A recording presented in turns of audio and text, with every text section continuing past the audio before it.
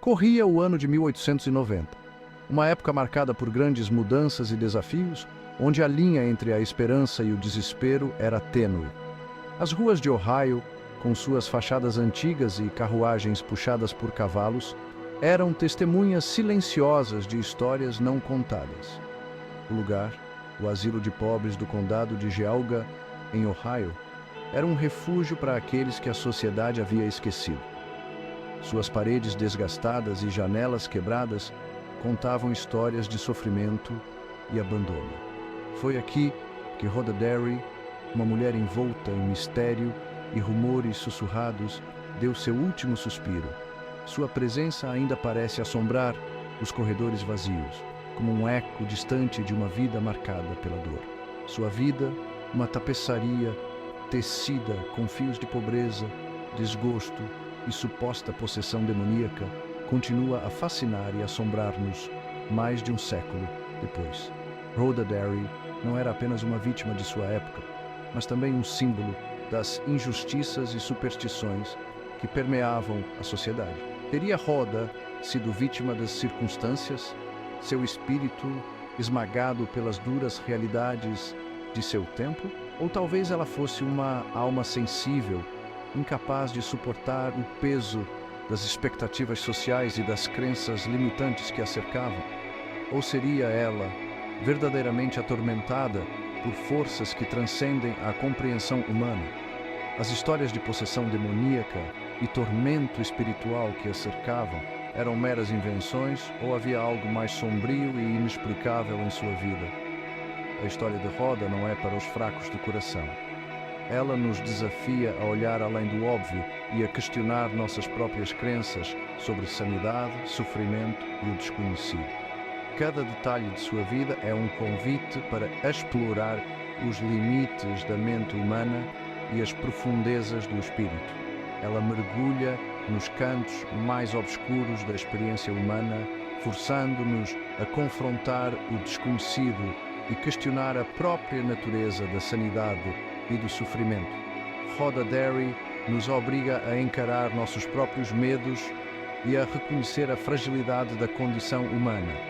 Através de sua história, somos compelidos a examinar a tênue linha entre o folclore e a realidade, entre o tangível e o inexplicável. As lendas e superstições que cercam sua vida nos lembram de que, muitas vezes, a verdade é mais estranha do que a ficção. Juntem-se a nós agora, enquanto viajamos no tempo para desvendar o enigma que foi Rhoda Derry. Vamos explorar os mistérios de sua vida, as sombras que a envolveram e as perguntas que ainda permanecem sem resposta.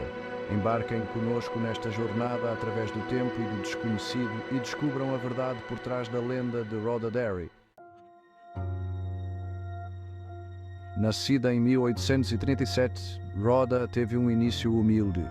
Ela chegou a um mundo intocado pelo conforto e pelos privilégios que muitos tomam como garantidos. Detalhes de sua infância são escassos, perdidos na passagem do tempo. No entanto, podemos reunir fragmentos de sua existência a partir de registros históricos e contos sussurrados, transmitidos através de gerações. Sabemos que a família de Rhoda residia em Chester, no condado de Geauga, Ohio. A vida na área rural de Ohio em meados do século XIX era árdua, especialmente para aqueles como a família de Rhoda, que lutavam à margem da pobreza. As oportunidades eram escassas e as dificuldades uma companheira constante. É nesse cenário implacável que a história de Rhoda começa a tomar forma. À medida que Rhoda florescia para a feminilidade, um vislumbre de esperança atravessou a escuridão de sua existência. Ela conquistou o coração de um jovem, cuja identidade se perdeu nas brumas do tempo. O amor deles era proibido, uma transgressão contra a rígida hierarquia social de sua comunidade. Ele era de uma classe social superior e sua família se horrorizava com a perspectiva de tal união. A história de amor deles, no entanto, teve vida curta. Rumores de uma maldição lançada sobre Rhoda pela mãe vingativa de seu amado começaram a circular. Seja enraizada na verdade ou na superstição, a maldição lançou uma longa sombra sobre a vida de Rhoda. Logo depois, seu amado morreu em circunstâncias misteriosas, deixando Rhoda completamente inconsolável e sozinha. Seção 4. Descida à loucura ou um mal da mente? Após a morte de seu amado, o comportamento de Rhoda tornou-se cada vez mais errático. Ela, que antes era uma jovem vibrante e cheia de vida, começou a se isolar do mundo ao seu redor. Suas risadas foram substituídas por longos períodos de silêncio e lágrimas incessantes. Ela era atormentada por alucinações, sua fala antes lúcida, substituída por divagações incoerentes. Amigos e familiares notaram que ela frequentemente conversava com pessoas que não estavam presentes, e suas noites eram preenchidas por gritos e pesadelos terríveis. Alguns atribuíam sua decadência à maldição, sussurrando que ela havia sido possuída por uma entidade malévola. Histórias de espíritos vingativos e maldições familiares começaram a circular, aumentando o medo e a superstição na comunidade. Outros, no entanto, viam em seu sofrimento os sinais de um coração partido e de uma mente devastada pela dor.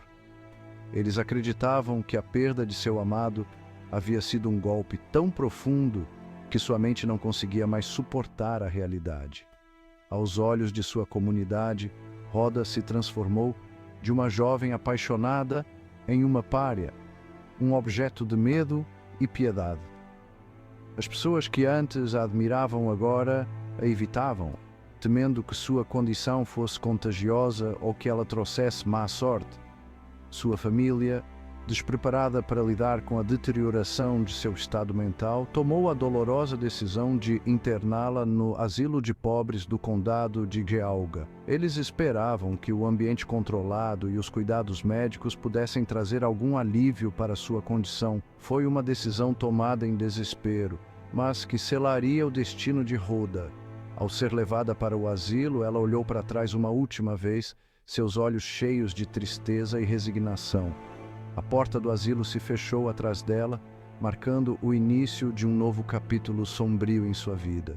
Um capítulo que seria lembrado por gerações como um exemplo trágico da fragilidade da mente humana. Seção 5. Entre as paredes do Asilo de Pobres do Condado de Geauga. O Asilo de Pobres do Condado de Geauga, fundado em 1841, foi concebido como um refúgio para os desamparados e enfermos.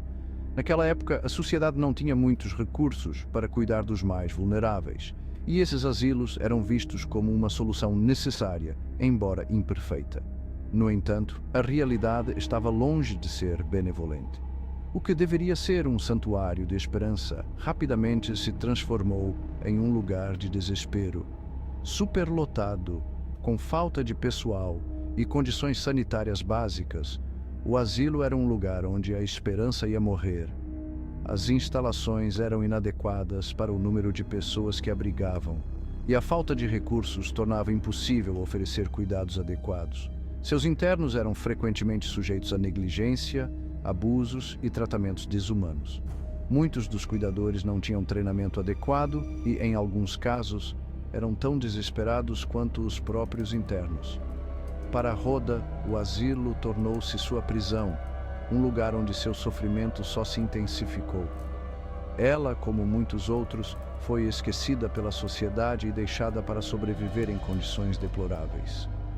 Confinada a um quarto apertado e mal iluminado, ela estava cercada pelos doentes, idosos e mentalmente debilitados. Cada dia era uma luta para manter a sanidade em meio ao caos e à miséria. O ar era denso com o odor de doença e desespero. A falta de ventilação adequada e a superlotação contribuíam para a propagação de doenças, tornando o ambiente ainda mais insuportável. A privacidade era inexistente, e a cacofonia da miséria humana ecoava pelos corredores. Gritos, gemidos e o som constante de sofrimento criavam uma atmosfera de terror contínuo. Era um pesadelo vivido, do qual parecia não haver escapatória. Para muitos, o asilo de pobres do condado de Geauga era o fim da linha, um lugar onde a esperança e a dignidade humana eram rapidamente consumidas pela escuridão e pelo desespero.